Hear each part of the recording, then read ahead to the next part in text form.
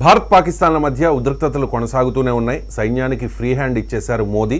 మరోవైపు పాకిస్తాన్ కూడా చెప్తోంది, మేము యుద్ధానికి సిద్ధము, మాకు సమాచారం ఉంది, భారత్ మా మీద దాడి చేయబోతోందనే ఇన్ఫర్మేషన్ మాకుంది కాబట్టి మేము కూడా సర్వసన్నద్ధంగా ఉన్నాము అని చెప్పి పైకి మేకపోతు గాంభీర్యం ప్రదర్శిస్తున్నప్పటికీ లోపల వణికిపోతున్న పరిస్థితి. అందుకే బ్లాక్మెయిల్కి దిగింది. మా దగ్గర అణ్వస్త్రాలు ఉన్నాయి, మేము ప్రయోగిస్తాం, 130 అణ్వస్త్రాలని భారత్ వైపు ఎక్కువ పెట్టాము అని చెప్పి బ్లాక్మెయిల్కి దిగుతోన్న పరిస్థితి.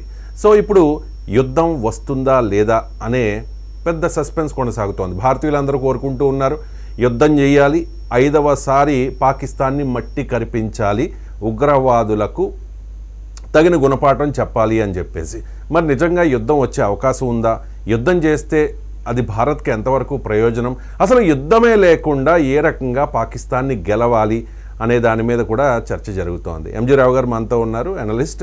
ఎంజీ రావు గారు, యుద్ధం అవసరం అంటూ ఉన్నారు, యుద్ధం చేయాలి అంటూ ఉన్నారు. ఇది ఒక భావోద్వేగపూరితమైన ఒక అంశం. చాలా ఎమోషనల్గా ఫీల్ అవుతూ ఉన్నారు భారతీయులంతా కూడా. అందులోనూ మతం చూసి అంత దారుణంగా హతమార్చిన వాళ్లకు శిక్ష పడాలి, దాన్ని ప్రేరేపించిన పాకిస్తాన్కి తగిన గుణపాఠం చెప్పాలి అని చెప్పి. యుద్ధం అవసరమా లేదా అనే చర్చ కూడా పెద్ద జరుగుతోంది అనుకోండి. ఏప్రిల్ 22 ఇన్సిడెంట్ జరిగిన తర్వాత ప్రతిరోజు మనం చూస్తూ ఉన్నాం, ఇదిగో బోర్డర్లో ఇటువంటి సిచ్యువేషన్ ఉంది, ఇదిగో యుద్ధ నౌకలు వెళ్ళిపోతూ ఉన్నాయి, రఫేల్ వెళ్ళిపోతూ ఉన్నాయి లాహోర్ వైపు, ఈ టైప్ ఆఫ్ స్పెక్యులేషన్స్, ఊహాగానాలు అవన్నీ వస్తూ ఉన్నాయి. కానీ ఎటువంటి నిర్ణయం ఇప్పటిదాకా అయితే తీసుకోలేదు. మరి రాబోయే 2-3 రోజుల్లో ఎటువంటి నిర్ణయం ఉంటుంది అనేది ఎవరికి తెలియని విషయం. సో యుద్ధం లేకుండానే పాకిస్తాన్ని ఎలా గెలవాలి అంటే ఏం చెప్తారు? అసలు భారత లక్ష్యం ఏంటి ఇప్పుడు పహల్గాం అటాక్ తర్వాత, దాడి తర్వాత, 22 తర్వాత, ఏప్రిల్ 22 తర్వాత రేపే దాడి, ఈ రోజే రాత్రికే దాడి, రఫేల్స్ వెళ్ళిపోయి భారత విక్రాంతి వెళ్ళిపోయింది, మొత్తం సైన్యం త్రివిధ దళాలు సంసిద్ధంగా ఉన్నాయి, ఇంకా యుద్ధం మొదలు అనేది గంటలో యుద్ధం అనుకుంటున్నాం. ఈ రోజుకి చాలా రోజులు అయిపోయింది, యుద్ధం జరగడంలే. కానీ భారతదేశం సంసిద్ధంగా ఉంది.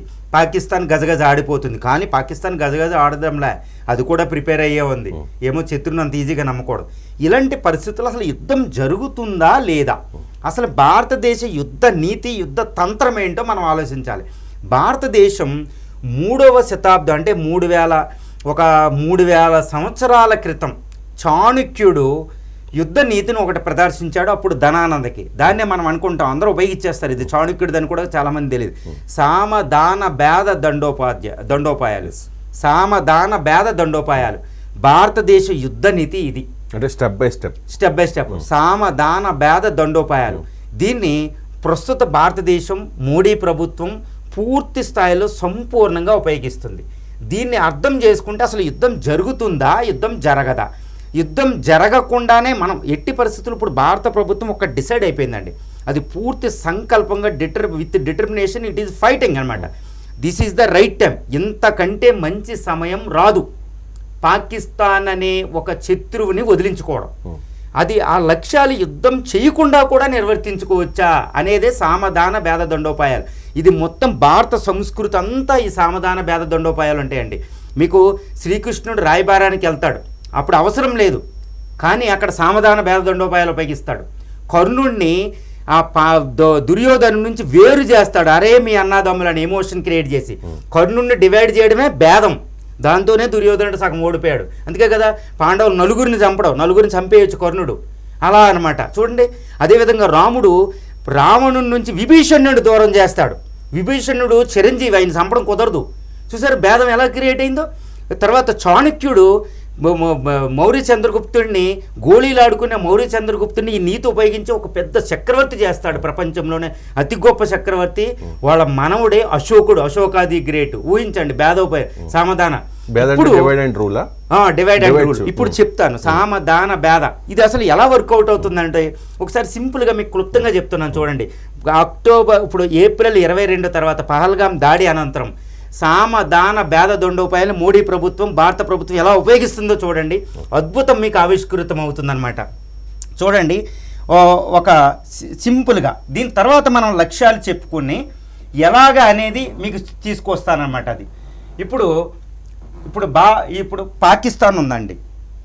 ఇప్పుడు మనం ఏం చేస్తుందంటే ఈ పాకిస్తాన్ అనేది దాయాది దాన భేద దండం. సామం అంటే ఒరే డిస్కస్ చేయడం, చెప్పడం అనమాట. అరే బాబు, నీ వల్ల నాకు ఈ ప్రాబ్లం వస్తుంది, నువ్వు నేను కలిసి ఉంటే చాలా బాగుంటుంది, శాంతి సుస్థిరతలు ఉంటాయి అని చెబితే పాకిస్తాన్కి ఎక్కుతుందండి? ఎక్కదు. 4 యుద్ధాలు చేసింది, 5 యుద్ధం, మళ్ళీ పహల్గాములు, దాళ్ళు ఏం పట్టించుకోదు. కాబట్టి సామ అనేది దీని దగ్గర పనిచేయదు, వదిలేశారు మోడీ గారు. కన్సిలియేషన్ అంటారు. తర్వాత దాన అంటే దీన్ని ఉపయోగించడం అన్నట్టు. బయట అంటే వీడు శత్రులు ఎవరికైనా ఏదోటి ఎరేయడం, ఒక బయటింగ్ అనమాట. ఒరే నీకు ఇది ఇస్తాను వదిలేయని.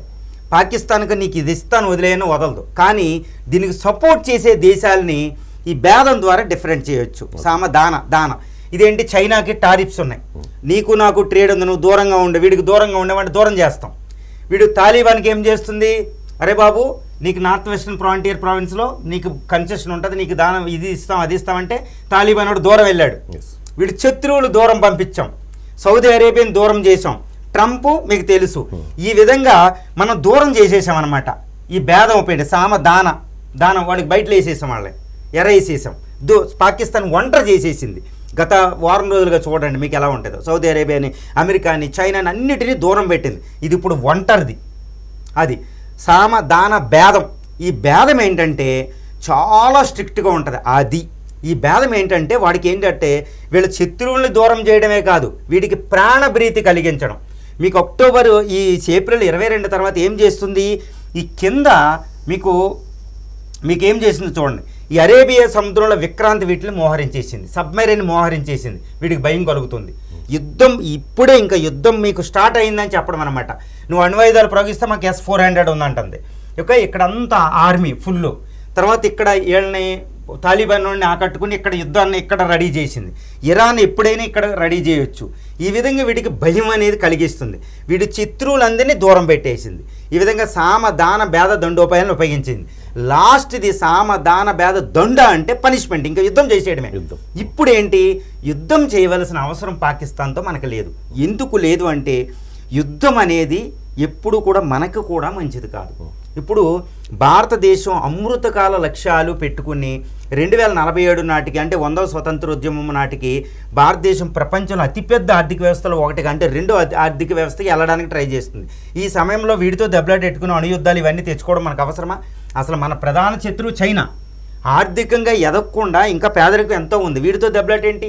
ఇది భారతదేశంలో ప్రతి వాళ్ళకి తెలుసు. యుద్ధావేశాల్లో 4 రోజులు తెలియకపోయినా ప్రతి భారతీయుడికి తెలుసు శాంతి ఎప్పుడు మంచిది. అయినా భారత సంస్కృతి కూడా చెప్తుంది శాంతి అని. అంటే భారత్ ఒకవేళ పాకిస్తాన్తో యుద్ధం చేసినా ఇప్పటివరకు 4 సార్లు గెలిచింది కాబట్టి ఈసారి కూడా ఖచ్చితంగా గెలుస్తుంది. ఆ విషయం పాకిస్తాన్కి కూడా తెలుసు.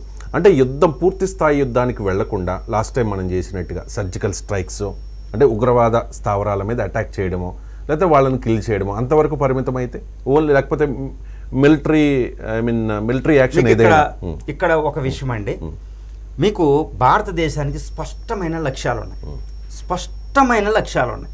అవి ఏంటంటే మీకు సింపుల్గా చెప్తున్నామేనండి.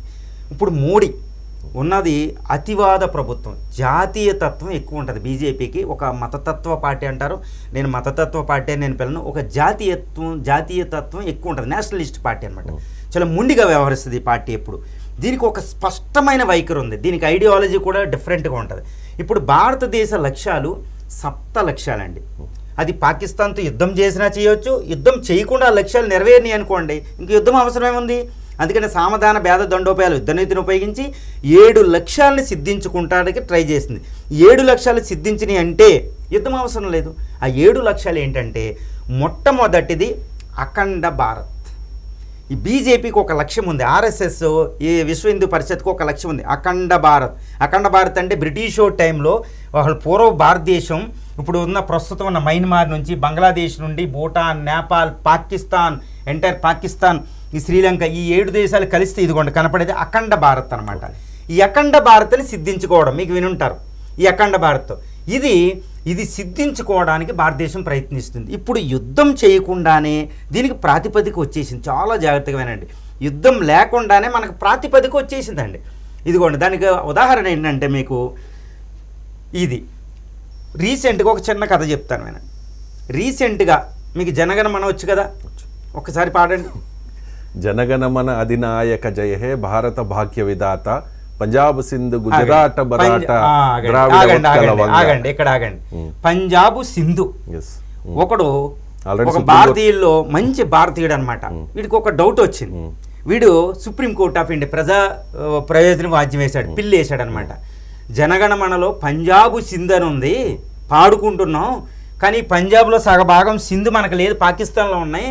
అసలు ఈ జనగణమనలో ఈ జాతీయ గీతంలో పంజాబ్ సింధులు ఎందుకు ఉండాలని వెళ్ళాడు. తప్పేమి కాదు, వాడన్నది కూడా లేదు కదా, భౌతికంగా లేవు కదా అన్నప్పుడు మనం ఎందుకు క్లెయిమ్ చేయడం, భౌతికంగా లేవని వెళ్ళాడు.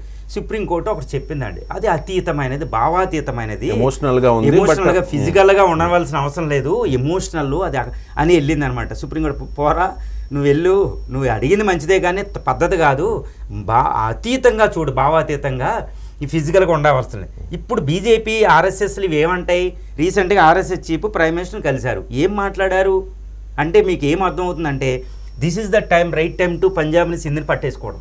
ఇప్పుడు ఇక్కడ ఒకటి అర్థమైపోయింది, ఈ బెలూచిస్తాన్కి స్వతంత్రాన్ని దాన్ని సపోర్ట్ చేస్తుంది, బెలూచిస్తాన్ బయటికి వెళ్ళిపోతుంది.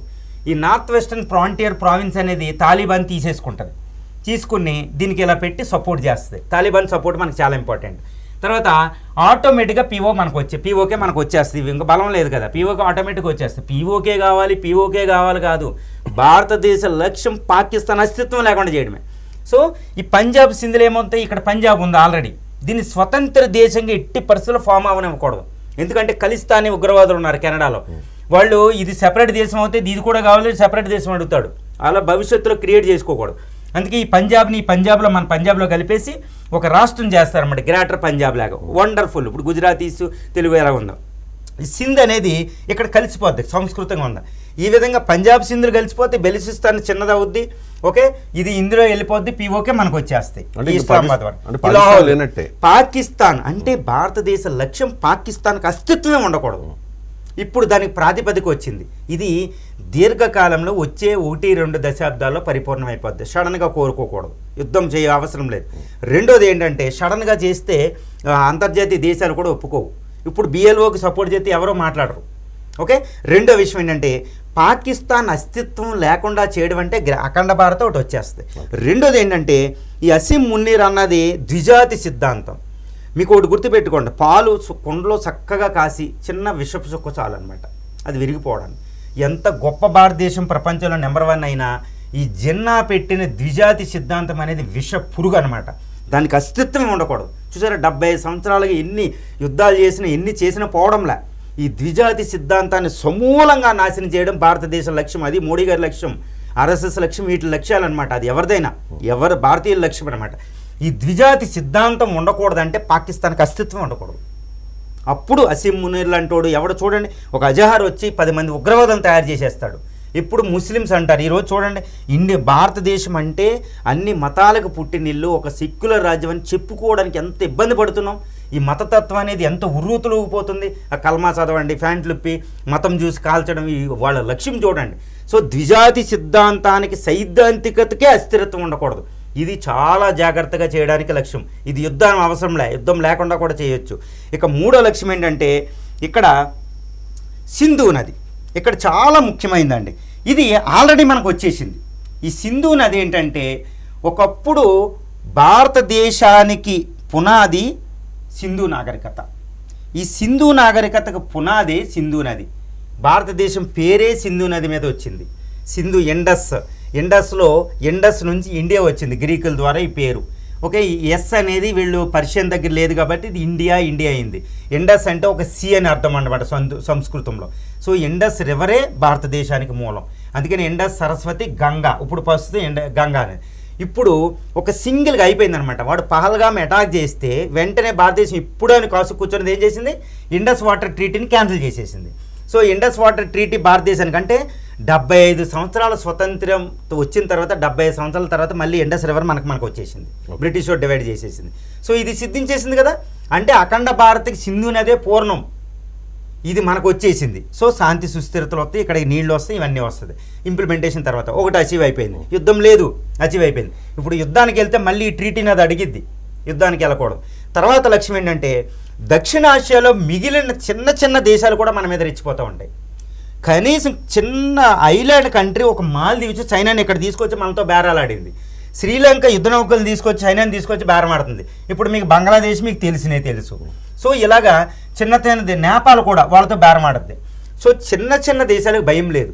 ఇప్పుడు ప్రస్తుతం భారతదేశం ఏం చేస్తుందంటే పహల్గామ్ అటాక్ తర్వాత ఎవరైనా భారతదేశానికి వ్యతిరేకంగా ప్రయత్నం చేస్తే ఇదిగో ఇలా ఉంటుంది, మేము క్షమించం. ఒకప్పుడు గుజరాల్ డాక్టరీన్ అని ఇదని మేము ఎంత పెద్దన్నైనా వీడు గౌరవాన్ని ఇస్తాడు, వీడు ధర్మాన్ని ఫాలో అవ్వడు అంటే ప్రతి ఒడికి లోకివే రావణుడు అంటే వాడికి. ఓకే, అందువల్ల ఈ ధర్మాన్ని ఫాలో అవుతాం కాదు, మా దేశ సమగ్రతలకి సమైక్యతలకు ముప్పు వాటిల్తే ఊరుకోము. చూడండి ఇప్పుడు అరేబియా సముద్రంలో డిప్లాయ్ చేసేసింది. ఇప్పుడు కరాచీ నుంచి పోర్ట్ నుంచి ఏమి వెళ్ళనివ్వడం లేదు. సో ఈ విధంగా ఈ పాకిస్తాన్కి మనం ఇచ్చే పనిష్మెంట్ ఇవ్వకుండానే ఇచ్చే పనిష్మెంట్ చూసి చిన్న చిన్న దేశాలు ఒళ్ళు దగ్గర పెట్టుకుని ఉన్నాయి. ఇదనమాట పాకిస్తాన్ అస్తిత్వం తీసేసిన తర్వాత ఇంకా ఏ దేశం భారతదేశం చెప్పినట్టు అంటే భారతదేశంలో కేవలం రాష్ట్రాలుగా పనిచేసినట్టు పనిచేస్తాయి అనమాట. అది లక్ష్యం సిద్ధింపజేసుకుంటుంది. ఇప్పుడు యుద్ధం లేకుండా యుద్ధానికి వెళ్తే అటాక్ చేశారంటారు చిన్నోడి మీద. చిన్నోడిని కొట్టకూడదు, కొట్టినంత పని చేసి ఆ భయాన్ని నుంచి మనం చేసేసుకుంటున్నాం. మూడోది ఏంటంటే చైనా.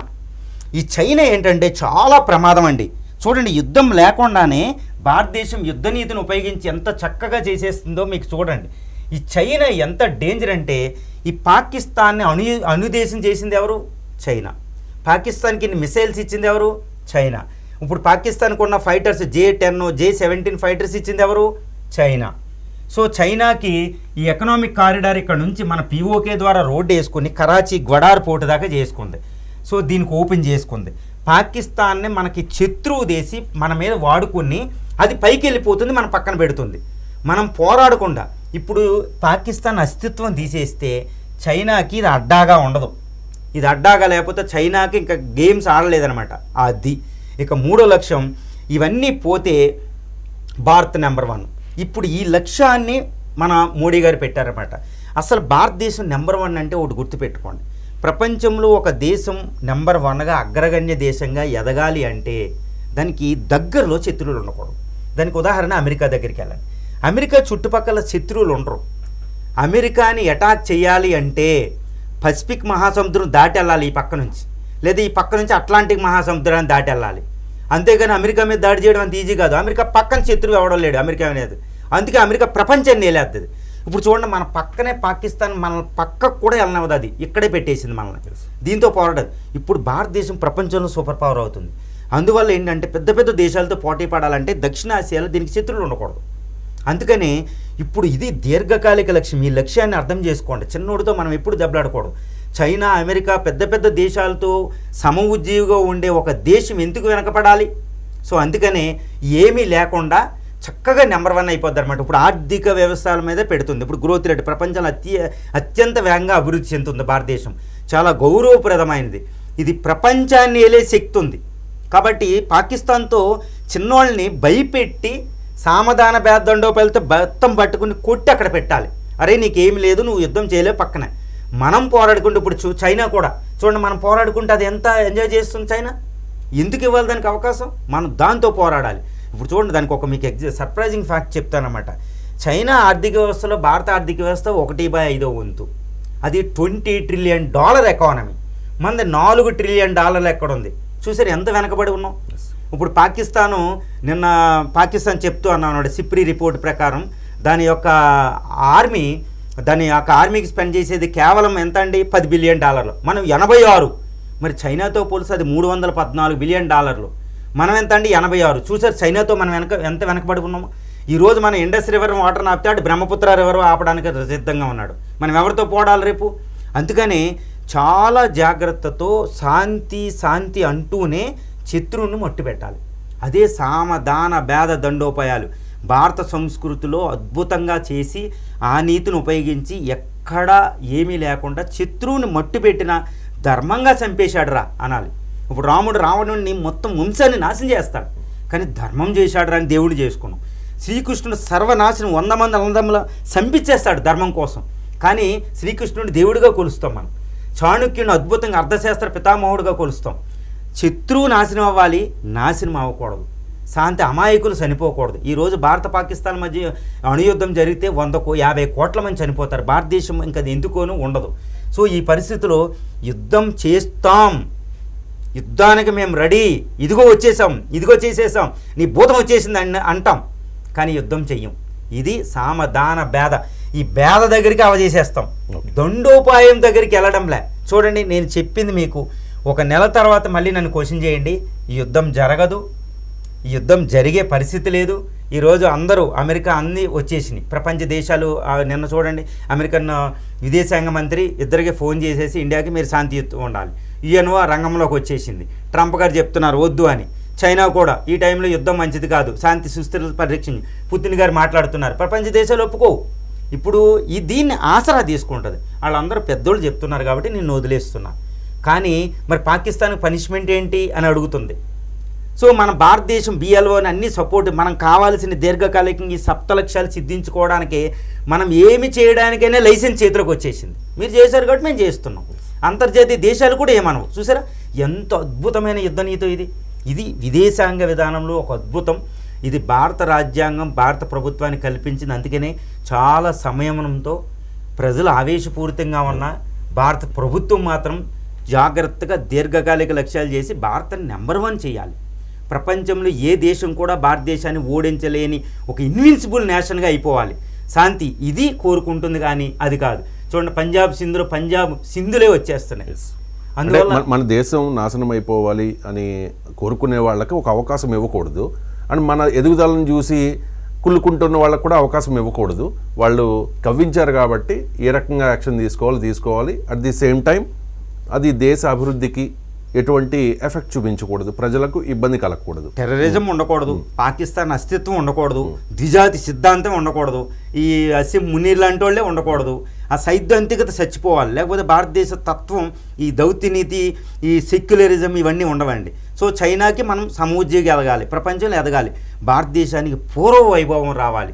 చూడండి, బ్రిటిష్ వాడు 250 సంవత్సరాల పాటు వెళ్ళి భారతదేశాన్ని కడు పేదరికతం చేశాడు. అంటే when the British came to India was the super power on the earth అంట. బ్రిటిష్ శాస్త్రవేత్త చెప్తాడు. బ్రిటిష్ వాడు మన భారతదేశానికి వచ్చినప్పుడు 1600 సంవత్సరంలో ప్రపంచ జీడిపిలో 30% జీడిపి మనది ఉండేది. బ్రిటిష్ వాడు 1947లో వెళ్ళే నాటికి 2% ఉంది. ఇప్పుడు 75 సంవత్సరాలుగా మళ్ళీ దాన్ని పూర్వ వైభవం తెచ్చుకుంటున్నాం. 2047కి వచ్చేస్తాయి. ఈ పూర్వ వైభవం వచ్చేసేదాకా మనం ఏ యుద్ధంలో ఇన్వాల్వ్ అవ్వకూడదు. కానీ యుద్ధానికి మేము బలహీనత చెప్పకూడదు శత్రువుకి. ఒరే మేము రెడీ, చూడండి యుద్ధ తంత్రం అన్నీ రెడీ, యుద్ధం రేపే. పాకిస్తాన్ చూడండి, డిఫెన్స్ మినిస్టర్ అంటున్నాడు ఏ సమయంలోనే మా మీద అటాక్ చేయవచ్చు. అది భారతదేశ యుద్ధ తంత్రం. కానీ యుద్ధం చేయదు.